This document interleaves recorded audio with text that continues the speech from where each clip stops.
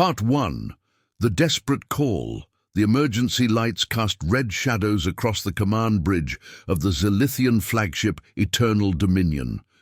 Commander Vex Korath stood before the massive viewscreen, his 6 arms trembling as he watched another of his battle cruisers explode in a brilliant flash of white fire. The hive mind swarm moved like a living storm across space, their bioships pulsing with organic energy as they devoured everything in their path. "Sir, we've lost the Iron Talon and the Starbreaker," reported his tactical officer, her voice cracking with barely controlled panic. "The swarm has consumed their hulls completely. There's nothing left." Korath's secondary hearts hammered against his ribcage. In 300 years of conquest across 17 star systems, the Zilithian Empire had never faced defeat like this. They had crushed dozens of species, enslaved countless worlds, and built their civilization on the backs of lesser races. Now, in the span of 6 months, the hive mind had reduced their mighty fleet to scattered survivors running for their lives. "How many ships do we have left?" Korath asked, his voice barely above a whisper. 12 capital ships, sir. Maybe 30. Smaller vessels." The tactical officer paused, checking her instruments. "The hive mind has 700 confirmed bioships, and they're still growing in number." The bridge fell silent, except for the hum of failing life support systems. Through the viewscreen, Korath could see the approaching swarm. Each hive mind vessel looked like a massive insect crossed with a warship, their chitinous hulls gleaming with acidic secretions. They moved with perfect coordination, as if controlled by a single mind, which, Korath realized with growing horror, they probably were. A communication alert broke the silence. "Sir, the High Council is demanding an immediate conference call." Korath closed his primary eyes and activated the hollow communicator. The images of 5 elderly Zilithians appeared around the bridge, their faces gaunt with fear and exhaustion. These were the rulers of an empire that had once spanned half the galaxy's outer rim. "Commander Korath," spoke High Councillor Thex, his usually commanding voice now weak and strained. "What is our military situation?" "Grim, Councillor. We cannot stop the hive mind with conventional weapons. Their bioships adapt to our energy weapons within minutes, and their numbers grow with every planet they consume." Korath gestured toward the tactical display. "Our intelligence suggests they're not just destroying our worlds. They're incorporating the biological material into new ships." Another councillor, her face pale with terror, spoke up. "Then we must consider unconventional options. What about the archive research project? Has archivist Nyla found anything useful in the old Galactic databases?" At the mention of her name, a young Zilithian female stepped forward from the shadows of the bridge. Archivist Nyla had spent the last month digging through classified files from across known space, searching for any weapon or ally that might help them survive. Her usually pristine robes were wrinkled from days without sleep, and her 4 eyes were bloodshot from staring at ancient records.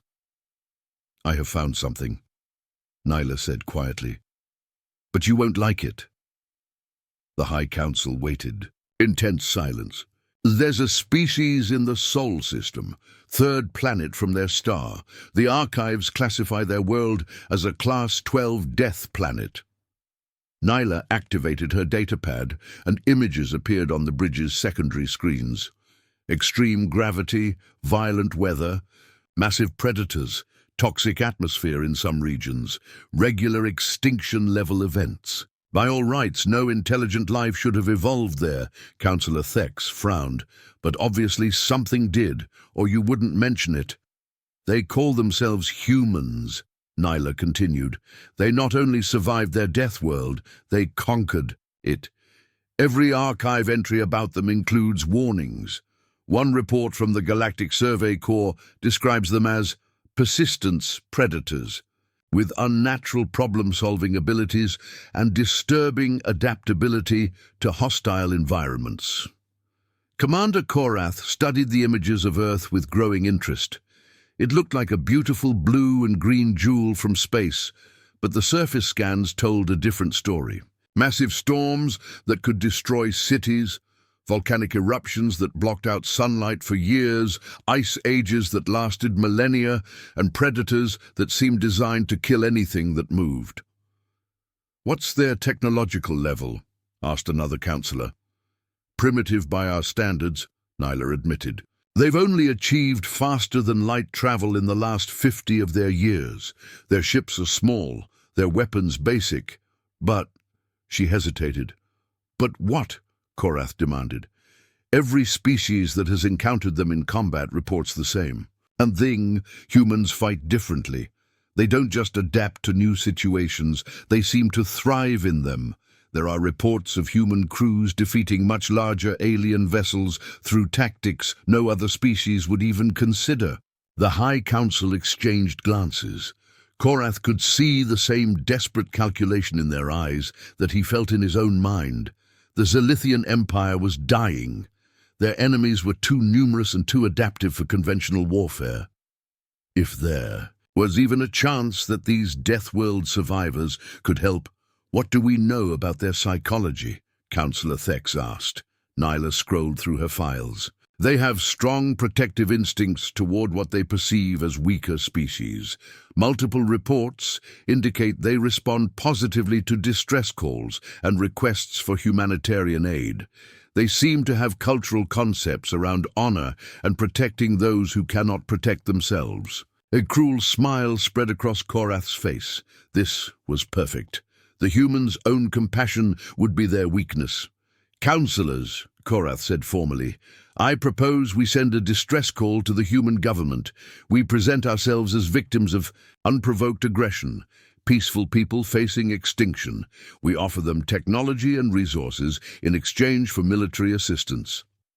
"And after they help us defeat the hive mind?" asked one of the councillors. Korath's smile widened. "Then we study them, learn their secrets, understand how they survived on such a harsh world. And once we have that knowledge—" He gestured toward the tactical display. "A species that survived a death world would make excellent soldiers, or excellent subjects for our biological enhancement programs." The vote was unanimous. 2 hours later, the distress signal broadcast across human space on all known frequencies. The message was carefully crafted to appeal to human psychology. "To the government and people of Earth, we are the Zilithian Collective, a peaceful alliance of worlds facing extinction. An aggressive force known as the Hive Mind has attacked our homes without warning or provocation. Billions of innocent beings have perished. Our remaining population seeks refuge and assistance from any species willing to help preserve innocent life. We offer advanced technology and valuable resources in exchange for any aid you can provide. Time is running short. Please respond if you can hear this message." What the Zilithians didn't include in their message was the truth. They didn't mention the 17 species they had enslaved over the centuries. They didn't describe their biological experimentation programs or their habit of harvesting genetic material from other races. They certainly didn't explain that the hive mind was actually a collection of their former victims, species that had somehow merged into a collective consciousness dedicated to destroying their oppressors. Most importantly, they didn't understand what they were really asking for when they called upon a species forged by the most dangerous planet in known space. 3 days later, the response came. It was transmitted on a tight beam frequency directly to the Zilithian flagship, indicating that the humans had already traced the origin of their distress call with impressive accuracy. Zilithian Collective. This is Captain Sarah Chen of the United Human Navy vessel Resilience. We have received your distress call and are proceeding to your coordinates. Please prepare to receive our diplomatic team for preliminary discussions. We will arrive in your system within 48 hours. Commander Korath felt a surge of triumph as he read the message. The humans were coming, just as Nyla had predicted. Their compassion made them predictable. As the Zilithian crew prepared for the arrival of their saviors, None of them noticed the small anomaly in their sensor readings. Hidden among the normal background radiation of space, several microscopic objects had attached themselves to their ship's hull during the initial distress broadcast. These objects were so small and so perfectly camouflaged that they didn't register on any Zilithian instrument. They were human reconnaissance drones sent ahead to gather intelligence on the species that had called for help. Because while humans were indeed compassionate toward those in need, they were also the products of a world that had taught them a simple lesson: trust, but verify. And when something seemed too good to be true, it usually was. The trap was set, but the Zilithians had no idea who was really the hunter and who was the prey. Captain Sarah Chen stood on the bridge of the Resilience, studying the initial reconnaissance data with growing concern. Her ship was small by galactic standards, only 300 meters long, with a crew of 200. But every system had been designed and tested in the harshest conditions humans could imagine. Earth's children didn't build things that broke easily. "Dr. Webb, what's your assessment of their distress call?" Chen asked her chief science officer. Dr. Marcus Webb, a tall man with graying hair and intelligent eyes, frowned at his data pad. "Something doesn't add up, Captain.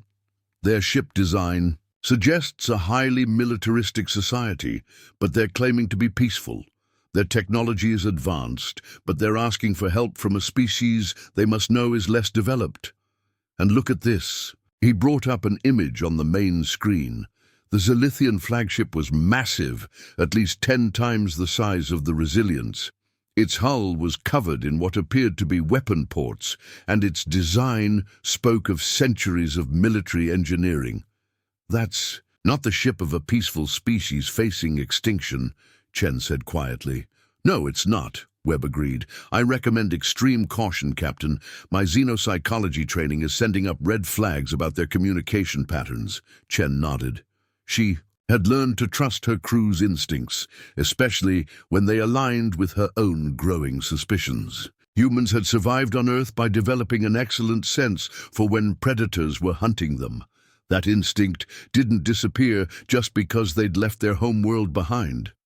"Lieutenant Rodriguez," she called to her communications officer, "send a response to the Zilithians. Tell them we're willing to meet, but the initial contact will take place on our ship, not theirs." As the Resilience approached the rendezvous point, Captain Chen couldn't shake the feeling that they were walking into something much more dangerous than a simple rescue mission. But humans had faced dangerous situations before. It was, after all, what they were best at. The reckoning Lieutenant Alex Rodriguez had always been good with computers, but the Zilithian data systems were like nothing he had ever seen. While the diplomatic meeting proceeded in the main conference room, he worked quietly in his small intelligence station, using the wireless connection established during the initial greeting protocols to probe their guests' ship systems. What he found made his blood run cold. "Captain," he whispered into his comm unit, "you need to see this, now." Captain Chen excused herself from the meeting with Commander Korath and his delegation, claiming she needed to check on routine ship operations. The Zilithians seemed unconcerned, continuing their elaborate tale of unprovoked aggression and desperate need for human assistance. In Rodriguez's station, Chen stared at screen after screen of translated Zilithian records, species databases with classifications like harvested, extinct, and processing complete. Biological experiment logs detailing genetic extraction procedures. And worst of all, a file labeled Sol 3 Acquisition Protocol that outlined plans for human capture and experimentation. "How long have they been watching us?" Chen asked, her voice deadly quiet. "At least 50 years, Captain. They've been monitoring our radio transmissions, tracking our technological development, even observing our colony ships." Rodriguez brought up another file. "Look at this medical analysis. They want to understand how our bodies adapted to high gravity and hostile environments. They think they can extract those traits and add them to their own biology. Dr. Webb appeared, at Chen's shoulder, having slipped away from the diplomatic meeting as well. He scanned the data with growing horror. "Sarah, they're not refugees, they're farmers, and we're the crop they want to harvest." Chen's jaw tightened. "What about this hive mind they claim is attacking them?" Rodriguez pulled up another set of files. "That's where it gets interesting. The hive mind isn't some random alien invasion. It's a coalition of 17 different species that the Zilithians enslaved over the past 3 centuries. Somehow these species merged their consciousness into a collective entity dedicated to destroying their former oppressors. "So the Zilithians are being attacked by their own victims," Webb said grimly, "and they want us to help them avoid justice." Chen stared at the data for a long moment, then made her decision. "Rodriguez, copy everything to our secure servers and prepare to transmit it to Earth Command. Webb, we're going back to that meeting, but this time we're not playing their game." When they returned to the conference room, Commander Korath was in the middle of describing the terrible destruction wrought by the hive mind. His performance was impressive, complete with holographic displays of burning worlds and emotional appeals for human compassion. "Commander Korath," Chen interrupted politely, "I have a question about your historical records." The Zilithian paused mid-sentence, his 4 primary eyes blinking in confusion. "Our historical records?" "Yes. We've always found that understanding. A species' past helps us better assist them in their current crisis." Chen's voice remained perfectly calm and professional. "I'm particularly interested in your interactions with a species called the Nitharians." The temperature in the room seemed to drop. Korath's 6 arms tensed, and his secondary eyes began the rapid blinking pattern that Rodriguez had identified as a stress response. The other Zilithian delegates shifted uncomfortably. "The Nitharians were a primitive species we encountered many cycles ago," Korath said carefully. "They were integrated into our collective for their own protection." "Integrated," Chen repeated thoughtfully. "Is that what you call forced biological experimentation and genetic harvesting?" The silence that followed was deafening. Korath's pale skin flushed a deep purple, and his secondary arms began the aggressive posturing that preceded Zilithian combat behavior. Around the table, the other delegates were reaching for concealed weapons. "I think this meeting is over," Chen said calmly, then spoke into her comm unit. "Rodriguez, execute Omega Protocol." The lights went out. Emergency power kicked in a second later, bathing the conference room in red light. But in that brief moment of darkness, everything had changed. The 3 humans had moved with inhuman speed, and now each Zilithian delegate found themselves staring down the barrel of a human weapon. "You see, Commander," Chen said conversationally, "humans didn't survive on a death world by being trusting. We learned to spot predators very early in our development. And you, sir, are definitely a predator." Korath's 4 eyes darted around the room, calculating odds. The humans had moved faster than his trained reflexes could follow. Their weapons were small but sophisticated, and from the confident way they held them, he suspected they were far more effective than they appeared. "You cannot defeat the Eternal Dominion with 3 soldiers on a tiny ship," he said, trying to project confidence he didn't feel. Chen smiled, and for the first time, Korath understood why the archives contained so many warnings about humans. That smile belonged to an apex predator. "Commander, you made several critical errors in your research about my species," she said. "First, you assumed that because our ships are small, they must be weak. Second, you thought that because we're compassionate, we must be naive. And third, you believed that because we're relatively new to space, we must be easy prey."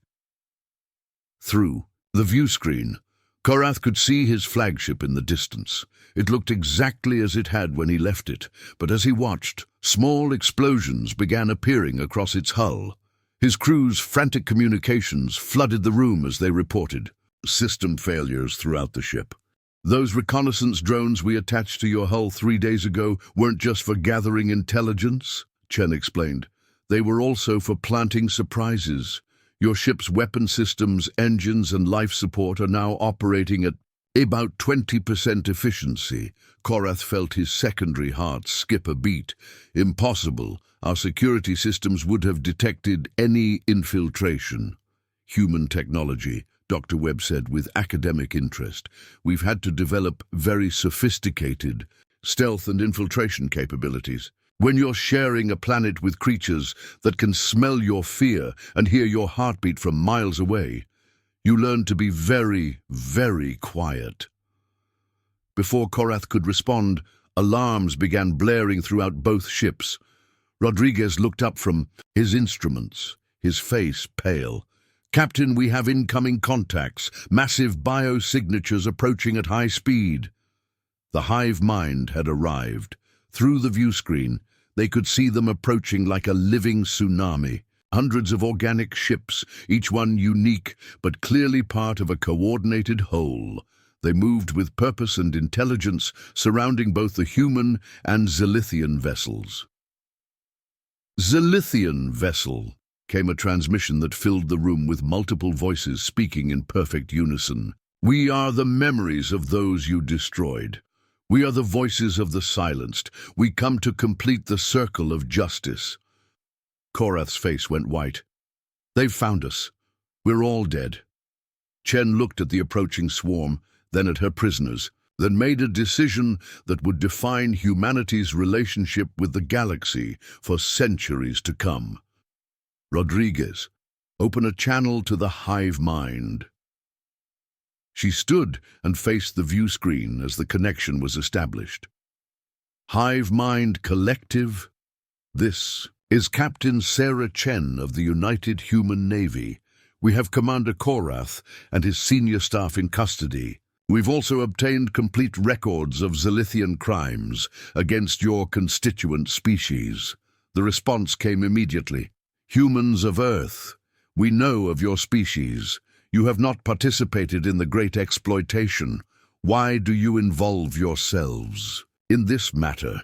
Because, Chen said firmly, we were almost victims ourselves. The Zilithians plan to harvest our people just as they harvested yours. We believe in justice, but we also believe in doing things the right way. A long pause followed. Then, what do you propose, humans of the Death World? Chen looked directly at Korath as she spoke. We propose a trial. Let the galaxy see the evidence of Zilithian crimes. Let the survivors testify. Let justice be done, openly, so that other species will know the price of exploitation. Korath laughed bitterly. You think your primitive concepts of justice matter to beings like the hive mind? They are a collective consciousness driven by hatred and revenge. They will consume us all, but the hive mind surprised everyone. The human speaks wisdom. Justice witnessed is justice that teaches. We accept this proposal, but the Zilithian Empire will answer for its crimes. This is not negotiable. Over the following days, as human ships arrived to establish a temporary tribunal, in space, the galaxy watched in fascination. The trial of the Zilithian Empire became the most watched event in galactic history. Species after species testified about centuries of exploitation, slavery, and biological experimentation. Commander Korath and his leadership were found guilty of crimes against 17 civilizations. The hive mind, satisfied that justice had been served openly, dissolved back into its constituent species. Many chose to settle on worlds abandoned by the fallen Zilithian Empire, finally free to rebuild their civilizations. As for humanity, the galaxy took notice. Here was a species that could have simply let the hive mind complete its revenge, or even joined in the destruction. Instead, they had insisted on justice, on doing things the right way, even when it would have been easier to look the other way. Captain, Chen stood on the bridge of the Resilience as they prepared to return to Earth. Dr. Webb joined her at the view screen, where they could see the former Zilithian flagship being converted into a memorial for the victims of exploitation. "Think they learned their lesson?"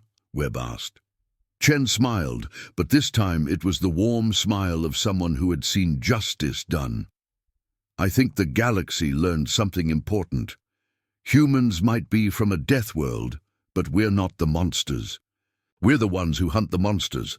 As the Resilience entered hyperspace for the journey home, a message was already spreading through galactic communication networks. It was simple, direct, and would be remembered for generations.